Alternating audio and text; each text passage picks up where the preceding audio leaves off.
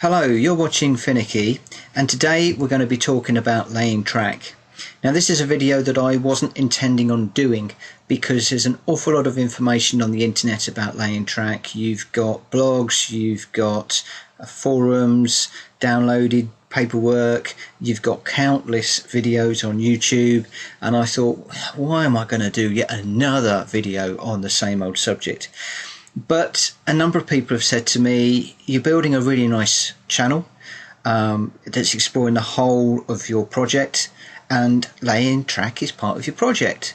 You know, tell us about your research, tell us about what worked, what didn't work, and really that's why this video has come about. And I did do something that didn't work, and I touched it in one of my earlier videos, and today we're going to obviously put that right. So today's all about laying track. Now I'm going to open up with a few PowerPoint slides. There's only a few, don't worry. And then we're going to get into the tools that we're going to be using to lay the track. And then also we are going to be looking at laying a straight piece of track and a point turnout. I'm not going to be getting into ballasting or anything clever, wiring, ballasting, anything like that in this video. This is purely about getting the track down on the board. Those topics are going to be taken care of in some other videos. So, number one, carpet tape. This is the option that I used on my little test bed to hold the point in place while I was testing the wiring up of the motors and lining them up and everything else. And I have to say, it was brilliant.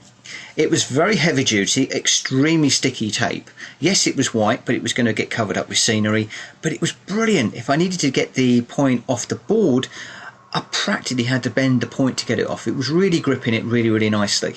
But I could remove the point from the board, and for that reason I actually started to lay my track. However, after about 2 weeks, the straights and the points were rock solid. But where I got some tight curves, and I've actually got some, I think it's radius 9-inch radius curves on my track for the siding area. So they're quite tight, and they were actually pulling up. So it was stuck down at each end where it was straight, but in the middle of the Flexi-Track where I'd actually got the bend, it was actually lifting up off the board, and it would, on a piece of track probably about 2 foot long, it was pulling up by about 2 inches, as in coming 2 inches up off the board. So clearly that wasn't going to work for me. Now, before I actually opted for the carpet tape, I did a lot of research online, and there are a lot of options. You've got your track pins, which you can knock in between the sleepers, or if you're in the States, the ties. For me, particularly on Engage, I felt that they were quite unsightly, and I really didn't want to go there. For a lot of people, they work. You know, you can knock your track pin in, you weather your track, and they sort of disappear. You don't get that type of fixing in the real world, and for me, I really didn't want to go there. So that's why I was trying for this less invasive tape idea. It didn't work, but I ruled out the pins as well. So I started Googling around, and I found this option where you can drill some holes in your baseboard, run some wire across the top of the sleeper, down through the holes, and then tie it off really tight underneath. And I experimented with that, but again I discounted it. Why did I discount it? 2 reasons. One, to get wire fine enough to cover up with the weathering so it doesn't show, much like the track pin option, the wire needed to be pretty fine. The wire that you're looking at in this picture was probably about as thick as I would want to go, and even then, when I was tying it off to get it tight underneath the baseboard, very often it would snap. And I thought, well, hang on a minute, do I really want to find that this method is snapping while I'm actually building a model, or while trains are running over it? Even if the ballasting is holding it a little bit in place with the glue, you know, this is the primary way that this track's going to be held down. As well, obviously it does show, so you can see the wire across the top of the sleeper here. Weathering that in, maybe it will cover it up a little bit, it wouldn't show so much. And the other thing as well is I have one in the middle. Well, that didn't work because the point could move, or the track could move the width. So I could move, this wire would move to there or to there. So then I ended up having to put 2 in. So then you've got to drill 4 little holes underneath your track, and you know, bearing in mind we're going to be putting glue and water on the track, I don't want too many holes underneath that the glue can get into the baseboard. But you can see here that I've got one of the wires which doesn't show quite so much, and you'd also need one this side so that you are securing it in two places. Even on a point as this is, you couldn't get away with one here and one here because it would still move. So you'd still need 1, 2, 3 and 4 in my opinion. I guess what you could do is put one here and one on the outside there, but again I don't think I would really want to do that, because at least in the middle of the rails the wire is a little less obvious, whereas if you got it on the outside here I think that's going to be even more obvious. So for that reason I ditched the wire idea. And then the last option that people talk about is glue. Running glue along the underside of the rail and then sticking it down. Now, I tried this with several types of glue, PVA glue, super glue, all sorts of different glues. And sort of PVA glue was about the best because you had some movement while it was setting. But either way, when I went to, this was like a high strength contact adhesive from Wix, a multi-purpose, I found that the glue was going a little bit stringy, and you can see on here that you've actually got bubbles of glue, and if you wanted to have a nice neat ballasting in here, if this is level with the sleepers as it was here, in fact this one bled over slightly, then I have got a concern about actually getting a nice even ballast across my tracks. So again, for that reason I ditched the glue. But I wanted to have a halfway house, something that had the benefits of glue so it wasn't unsightly, and I wanted to have the benefits of the pin so that it was, you know, tied down really well. So we will look at my preference in a moment. We're going to go down onto the layout and we'll actually fix down some track. But my preference is not unsightly. It seems to be secure. I've had the track down for about 2 to 3 weeks now and it's not moving. And I have pulled up a piece of track after it was stuck down on a test board. Now it did take up part of the MDF when I removed it. And that would obviously need cleaning off the bottom of the track, which is doable. It would take a little bit of time, but it is doable. So my option is not unsightly, it's secure and it's removable, and basically it's to use the super PVA adhesive and sealer that I use to stick the cork down. We'll have a look at it in a little while. Anyway, before we do that, I want to go to my work desk and we'll have a look at just a few of the tools that I think are invaluable when laying track. I'm just going to go through some of the tools that we're going to use for laying the track. First of all, I've got the, I went for Unibond, but the Super PVA adhesive and sealer. That's what we're going to be putting our track down with, and obviously an old brush. This one I've already used for the track. This washes out pretty easy if you use this stuff and wash it out straight away after you've used it, but I use an old brush because it is going to get a little bit messed up. So that's what we're going to basically be sticking the track down with.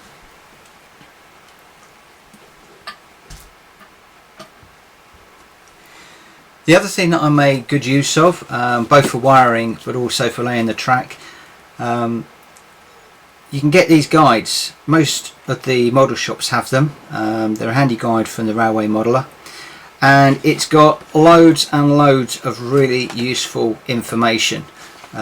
So marking the track out, cutting the track, using track setters, doing a dry run right way through to ballasting. Obviously I'm not going to cover ballasting in here, but they're only a couple of pound and they're really good. I've got a number of these. So laying the track, wiring the layout, there's another one on DCC, a whole load of them. So they're quite useful as well to have. Obviously we're going to need some track, you're going to need your points, you're going to need your track, etc. And you're going to need to cut the track. Now I'm not going to recommend too many tools during these videos. I'm going to let you decide what tools you need, what resources you would prefer to use, the scenery and things. But these cutters are from Xuron. buy yourself a set. They're not the cheapest cutters in the world, but they are absolutely fantastic. They give you a straight edge, and it really is a straight edge to cut your track with, and they really do cut through just about anything. I got them from my local model shop. I just bring the packet into the focus here. So you've got Xuron, they're made in the USA, specifically for track cutting, and they've got some guidance on the back of the card here. So if you are working in HO or 00 scale, you actually cut your track top to bottom, and if you are cutting N or Z scale, then you cut it across the side, and it really does give a really good finish. Let me just show you. I'll just take this piece of track here.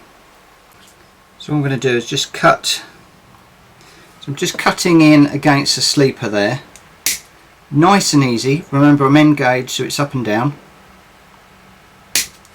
So we'll cut that. And then I'm going to come up to the camera again. Try and get this into focus.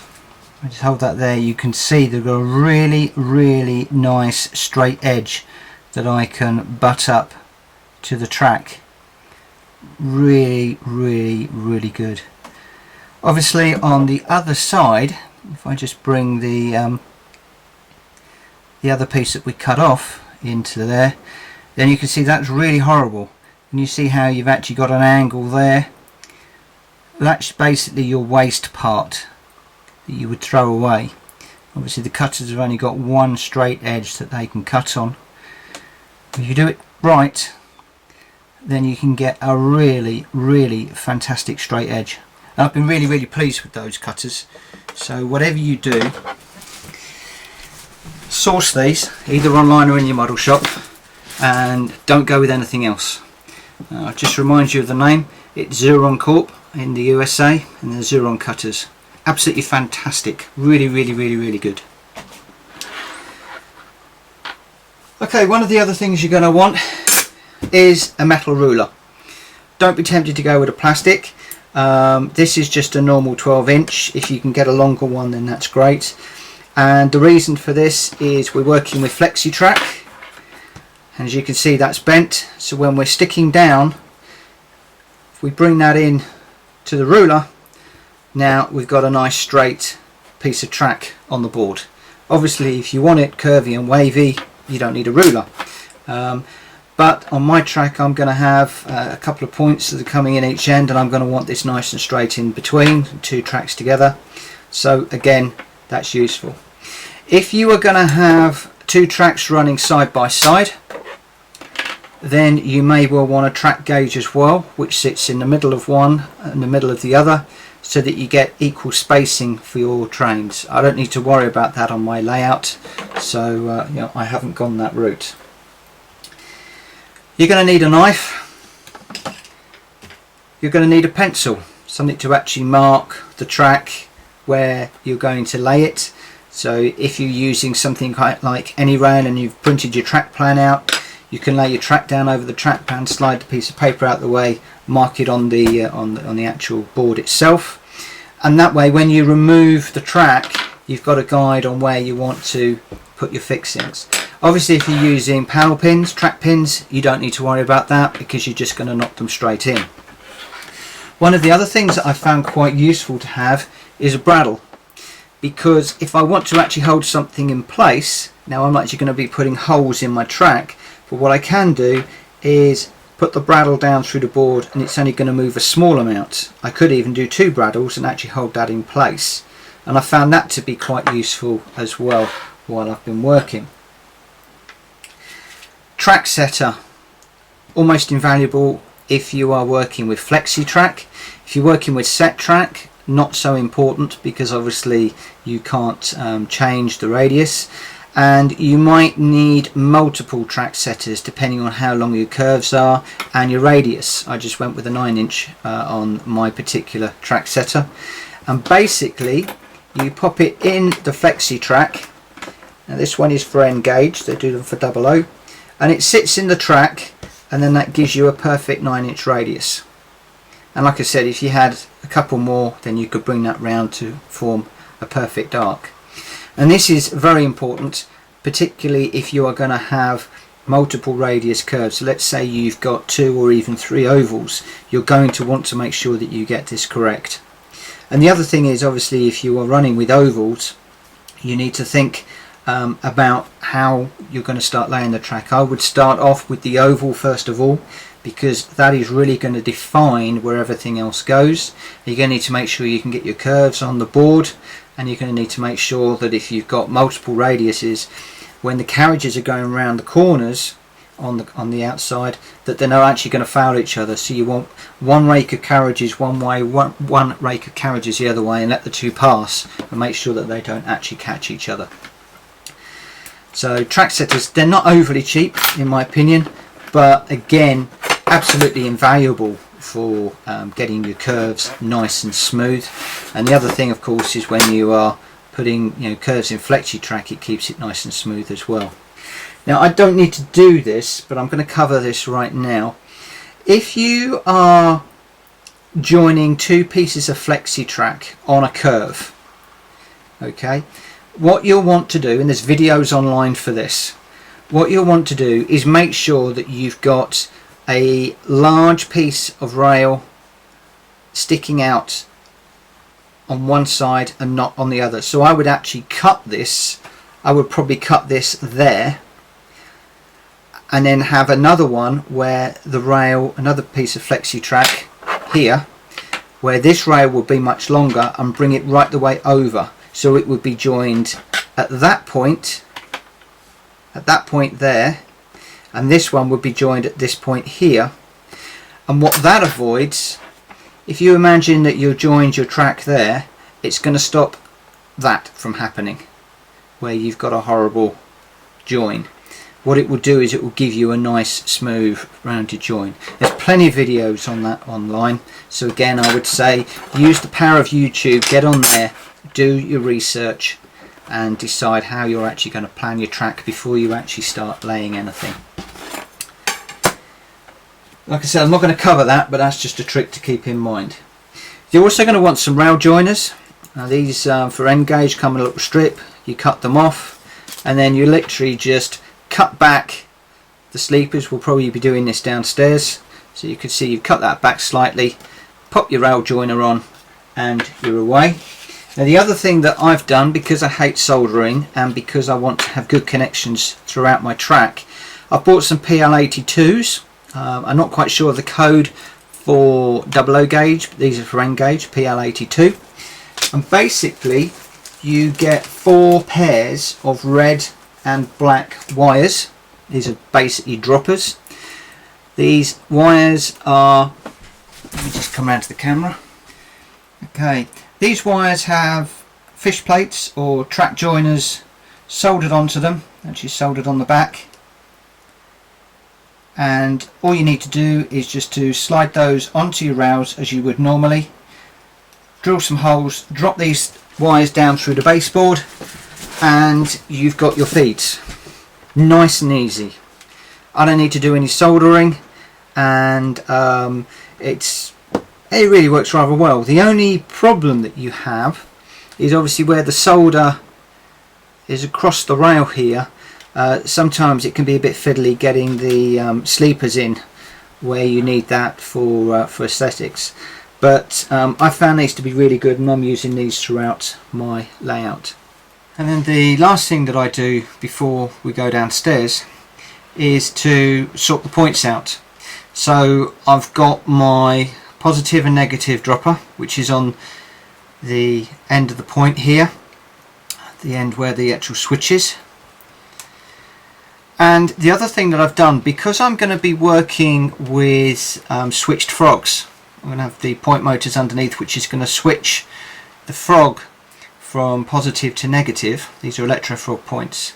What I've needed to do is to solder, yes, I ended up soldering, but I had to solder a piece of wire onto the bottom of the frog. Now you've got this wire under here from Pico, which means that all of this frog area is live, and you need to make sure that you are switching it to be positive or negative so that your train will run through. And you'll also notice that I've got some insulating rail joiners here, so that I don't cause any shorts. So I basically prepare these before I go downstairs, and I do all the soldering in one go. And it's just a length of wire which is long enough to come down through the baseboard, around, and then to be fixed onto the point motor. So it will just fix under like that, and I usually just make sure the wire is long enough that if I have to cut it and rejoin it, I've got a little bit to play with.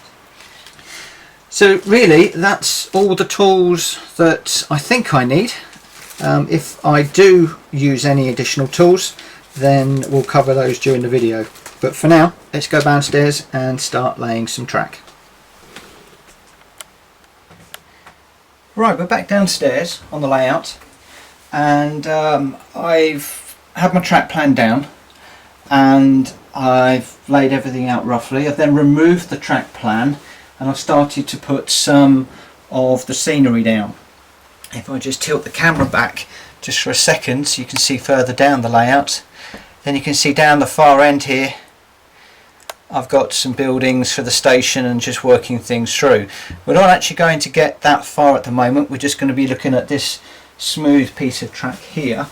But what I have done is, because I haven't bought all of the buildings yet, and certainly haven't made all of the buildings, I've got their floor plan set out on bits of paper, and then I've just laid that around roughly where things are going to go, so that I can make sure that the rails are in the right place. Now some of these rails may well move a little bit, but the main sweep coming into the station area and the two main lines coming into the station are definitely going to be set. So I'm pretty much decided that we're going to stick those sections down now. So it's going to be this piece of Flexi-Track, these points up here, and then further on. So we'll actually move the camera down as we go. So what I'm going to do is just going to move these pieces of paper out of the way for the moment. Let's just put them over here. I'm going to move my points out of the way. I appreciate some of this is probably not going to be on camera because this is further up the board away from where I'm working. But what I want to do is just clear this area where I'm going to be working. Okay, the next thing that we're going to do, and I'm going to try and keep the light, so I'm going to try and keep the shadow out of the way. The next thing that we're going to do is make sure that we've got our piece of track in the right place, and with a pencil I'm just going to mark around the edge. Now, this is a dark, like a 4B pencil, so I can get a line on my cork board. And then we can actually move the track out the way. Now I've actually got it fixed at this end, so it's in the right place. I've got it bent to the right dimensions, and I've got both ends, this end and the far end, which have been cut with my Xuron cutters.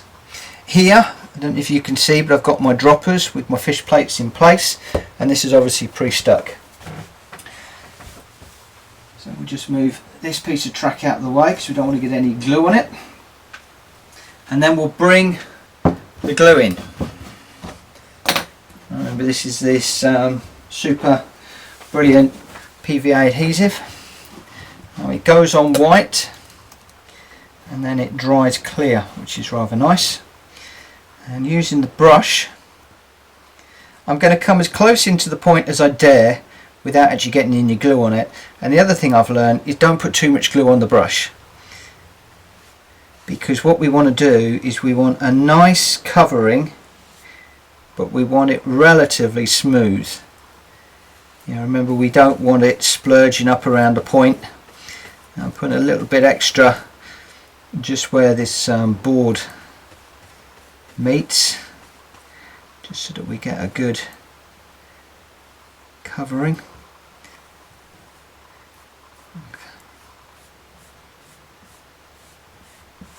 Just make sure that you haven't got any bits. I did hoover the board before I came down, but I've still got one or two bits that are coming on the board. You need to make sure that this is as smooth as possible. Now I'm going over the lines because obviously when we actually put the track down it might go either side of the line. Whilst it should sit in the line, you know, for a piece of Flexi-Track it may well move, and I'm not too worried about it moving too much, you know, by a millimetre or two. Obviously if you are laying an oval, then that's a slightly different matter. You're going to need to make sure that it is right because it needs to join up both ends at the end of the day. So, you know, you do need to think about what you're doing and think about what works best for you. Now what I'm going to do is I'm going to leave this to go off slightly so that it goes a little bit tacky, and that way it is going to grab the rails when I put them onto the board. So while that's going off, I'm going to seal the lid and I'm going to go and clean my brush. Be back in a minute. Right, this has been left for about 15 minutes, so it should be a little bit tacky now. I actually laid the track out last night, and one of the really nice things about this Flexi-Track, this is Co 55 from Pico, one of the things I really like about it is if you lay it down and you sort of like fixed it in place, so I used the bradawl and a few other bits and pieces to hold it, it still sort of holds its shape. So although I've had to move it out the way to put the glue down, I've still got the rough elongated S that I need to lay down. So what we'll do now is just lifting it and keeping it off the board at this end.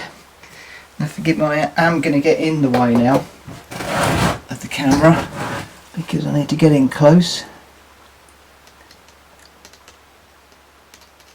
What we'll do, just line up the fish plates, and then we will follow the two black lines that we had in the floor here, or in the baseboard. You can see that it's gone in there really nicely. I've got a nice join here which I'm really pleased with, and if I just line up this piece of track, hopefully this will work.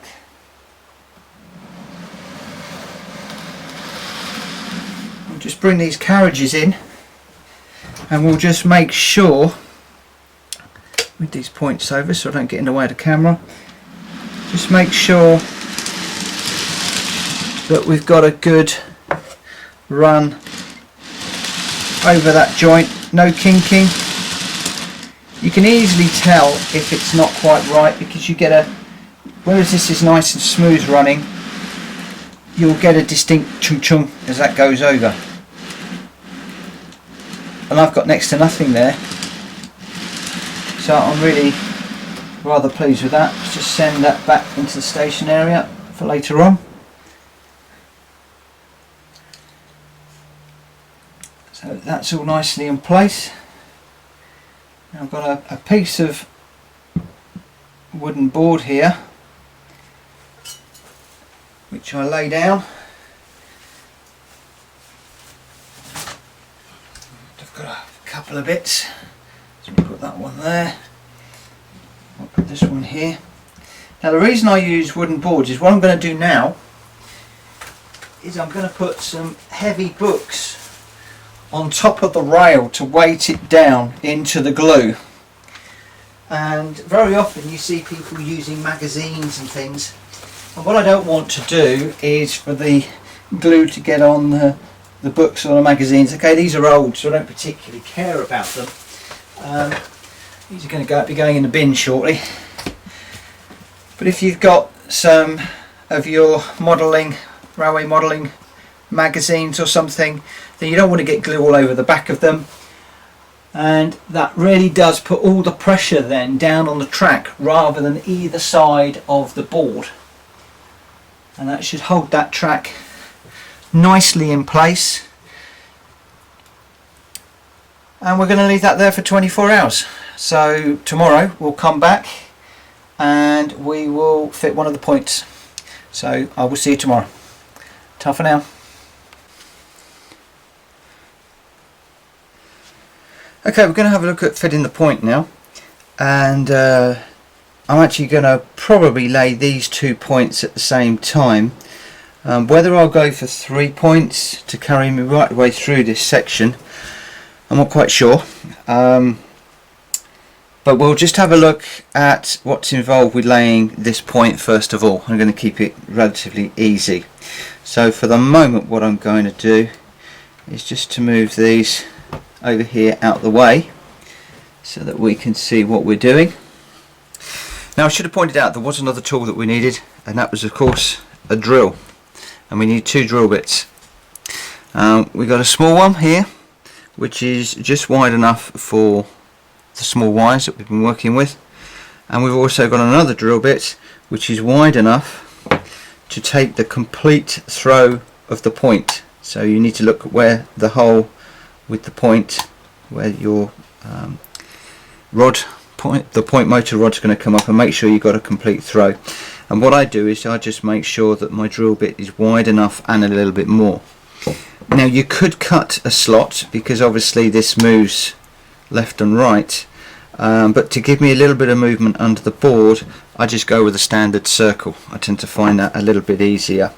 Drill a hole and sort of clean up the board underneath, and away you go.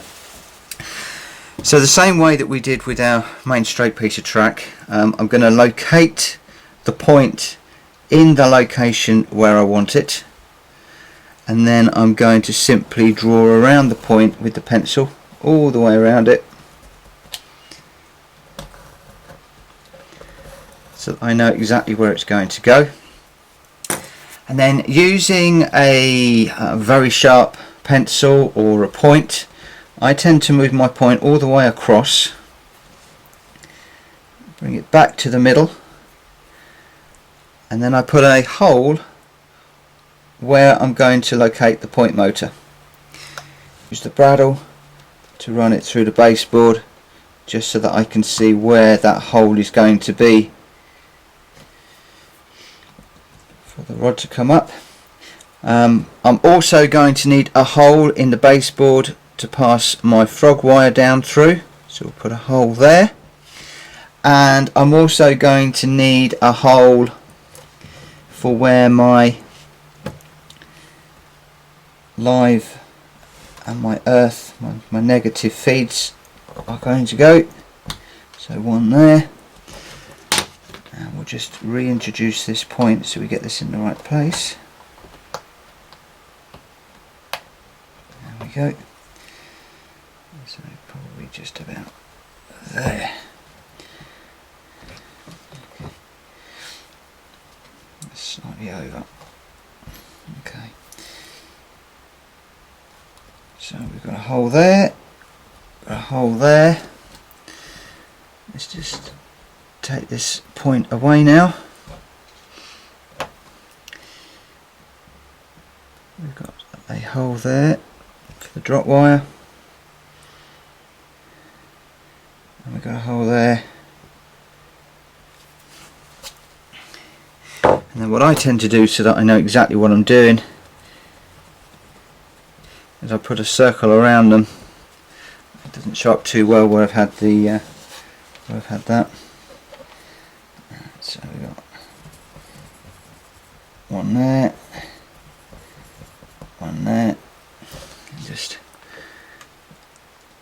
what I tend to do is check, double check, and just keep checking everything to make sure that everything is in the right place, because obviously what you don't want to do is drill your hole and then find that you've actually got something that's in the wrong place. Now before we actually start to lay the point, we also need to think about the sleepers. Very often you will see people sliding sleepers underneath here after the points have been laid. with the points that I had at the end here and here and here. There was a break-off sleeper, and there's two different types, and you really won't be able to see these very well on the camera, but two different types, where one is a standard and one, the piece of plastic, is quite a bit shorter, and that's so that you can have two sleepers butting up against each other and you need to pick which one. And what I tend to do is to fit the sleeper underneath the fish plates before you actually do anything with the points. But first of all, let's get the drill and we'll drill some holes.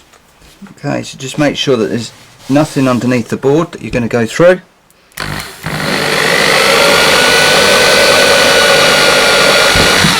And that's one for our frog lead.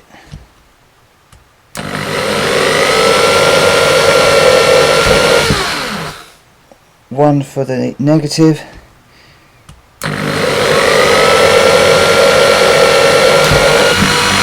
One for the positive.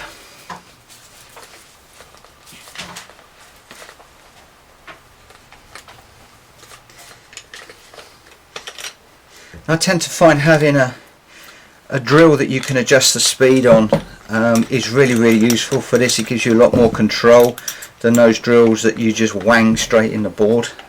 Is that a word, wang? I don't know. But it just gives me a lot more control. I much prefer it. Okay, so we swap the drill bit over, and now we need to go into where the point rod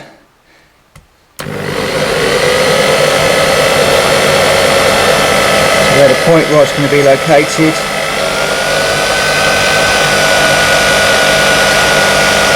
Now this normally goes through quite nicely. I'm not putting too much pressure on, but you could go with a smaller drill bit and drill a pilot if you wish, but I'm quite happy just to go slow.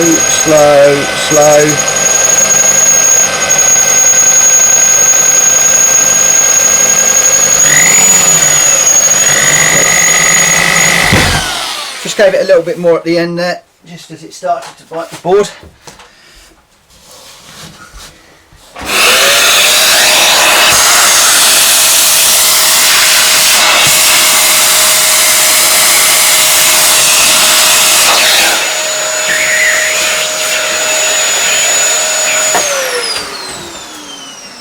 So a hoover is useful for just hoovering up the mess. And the other thing that I do with a piece of sandpaper is I just come underneath the board,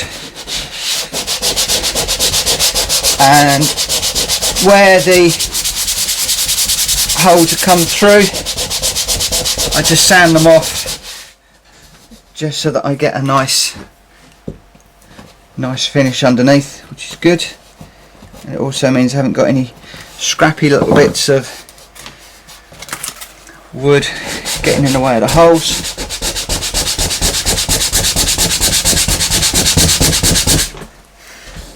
Okay, that looks alright. Okay, that's good. Video. So we take our point, and the next thing we're going to do is just pass the wires down through the baseboard. So I put the frog down, the positive and the negative, making sure that we get them around the right way. And you know, this drill bit is just the right size for these wires, so they normally just run through without too much of a push, but they're quite snug. And then just ease them down through the board from underneath. Oop. And all I'm doing here is just making sure that we've got a nice fit for the point. So everything is all fine. It's looking good.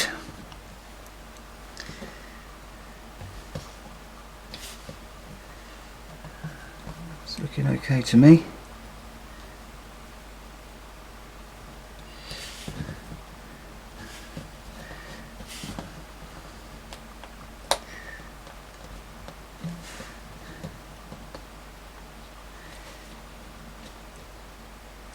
Again, it's good just to take your time.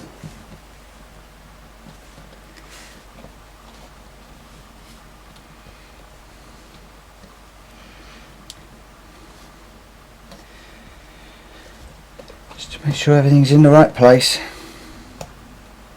Make sure that the hole has got enough clearance for your point motor. Mine's fine. So then we'll just very, very gently lift the point up and out. Right, so the next thing that we're going to do is to grab a couple of our standard sleepers.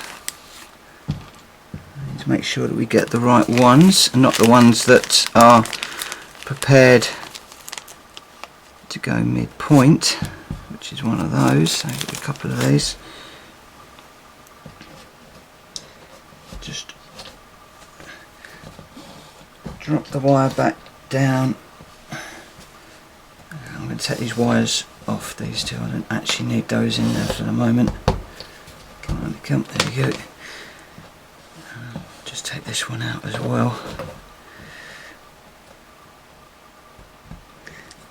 And then what I'm going to need to do is I'm probably actually only going to get one sleeper in there,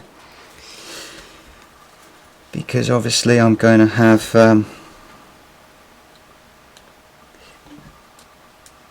two in there. It's going to just not be enough room, so I'm going to get one in there. So what I'm going to do is to just locate the sleeper. It is quite fiddly. It's easier to do this off, once it's actually fixed onto this side of the point motor. But you can just jiggle these around and slide them underneath to get them in the right place. Obviously a lot easier with the metal track fixers, because they don't deform quite as much as the plastic ones.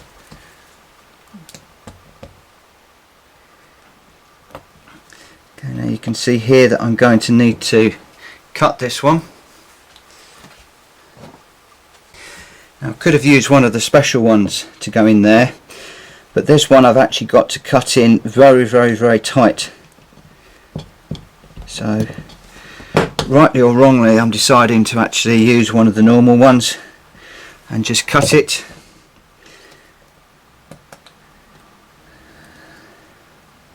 So as I can then slide that into there, making sure that I've got a nice even connection there.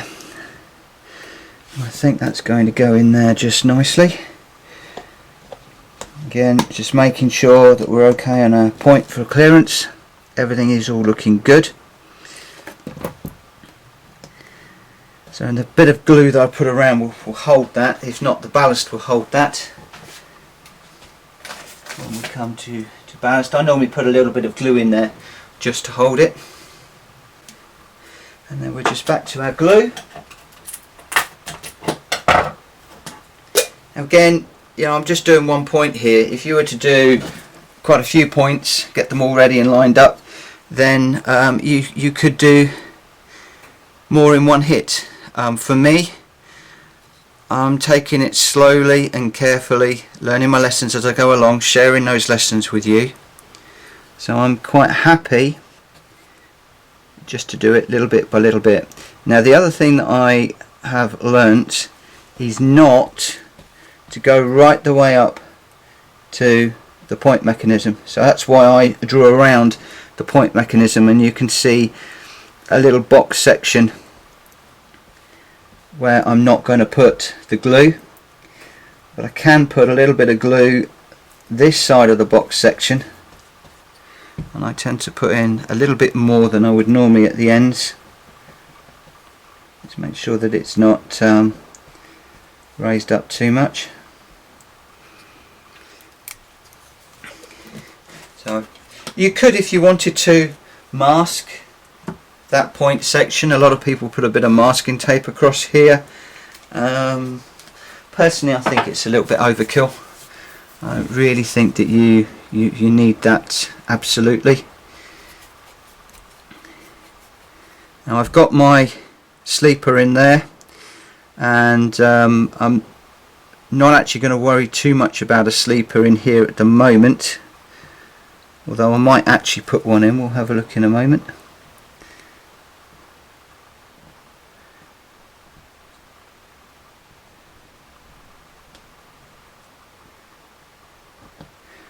Okay, so pop that down through the hole. Be very careful that obviously you don't break this wire. My soldering isn't brilliant, so I have to be extra careful. Make sure that the track is located in the fish plates properly. That looks okay to me.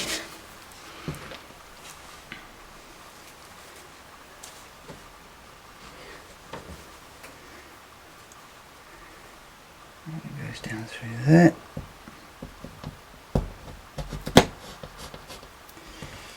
This one goes down through here. Obviously, if you're running it through wet glue, just make sure that you wipe the glue off the connections at the bottom. It probably makes sense to run the wires down through the board before you start locating the point, but for the video I'm just trying to do this so that you can see what's going on without me having my fingers in the way all the time. So I'm now just going to locate the fish plates on the track. So I would definitely normally have had these fitted on beforehand. It just makes it a little bit easier. Okay, so we've got those in place. Everything looks okay, and what I am going to need to do is to get another section of sleeper, and we're going to need to locate that underneath the fish plates. And what I tend to do is just drop it into the glue, just slide it roughly into position. And forgive me, my hands are going to get in the way now of the camera. Ease the point down.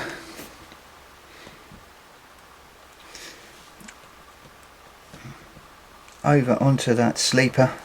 Need to get out of the light.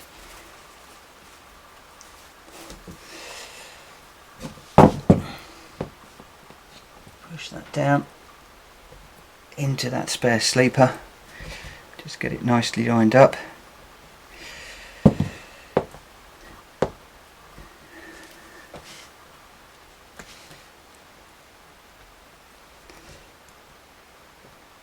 Just take your time so you get everything just where you want it.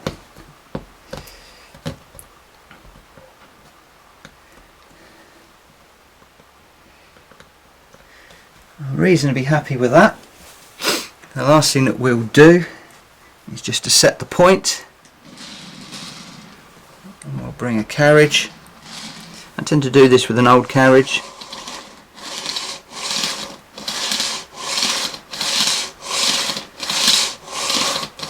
Just make sure that we have got a good run over that connection, and I do that with all of my connections, all the rail connections.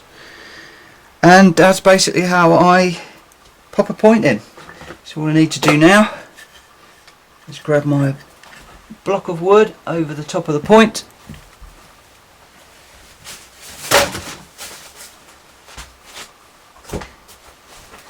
and then I'm going to block the camera out so you won't be able to see anything by putting some books over the top to weigh that down. And then, as before, that's going to sit there for 24 hours.